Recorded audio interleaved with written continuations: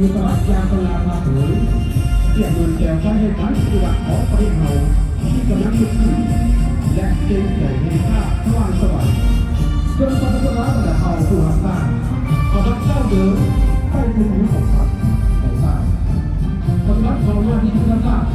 ปกปักรักษาและบ้านค้าพัฒนาประเทศชาติให้จะเพื่ออยู่เจริญพันธุ์ยิ่งใหญ่และก้าวขึ้นอย่างบริยัง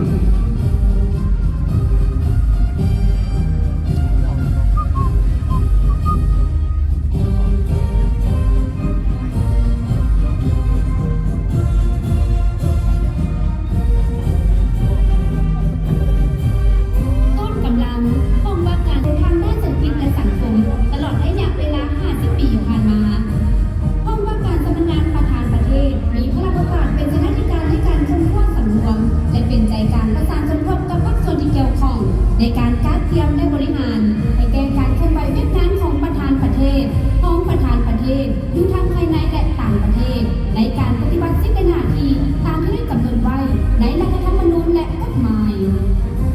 การสำนักงานนายกรัฐมนตรีมีพระราชบัญญัติเป็นหน้าที่ประสานทางด้านวิทยาศาสตร์เศรษฐกิจและสังคมปรับใช้ให้แก่การวางแนวทางนโยบายของพรรควิสัยทัศน์แผนยุทธศาสตร์แผนพัฒนาเศรษฐกิจสังคมแห่งชาติในแต่ละระยะปฏิบัติความสลัดเฉลียวและเป็นการตั้งวงพร้อมสามัคคีเป็นปึกแผ่นแน่นหนาของประชาชนทุกสั้นคนและบรรดาเผ่า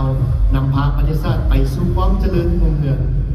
นำขบวนแห่โดยก้อนกำลังจากห้องว่าการศูนย์การพักคณะจัดตั้งศูนย์การพักสังกัดพักไส้พักพักไส้ชาติมีพลังบทบาทเป็นสีหน้าที่การในการจัดตั้งคนกว่าทำเนียนแห่งดำเนินงานและระบบและวิธีการเรียบของคณะเรียนงานศูนย์การพักองค์การเมืองศูนย์การพักคณะเลขาธิการศูนย์การพัก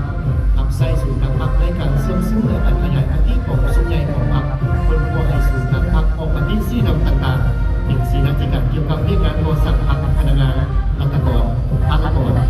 จากการจัดตั้งการปกครองและเรื่องงานแข่งขันโลกโยนทั่วประเทศเป็นสีหน้าที่การค้นคว้าปัญญาทฤษฎี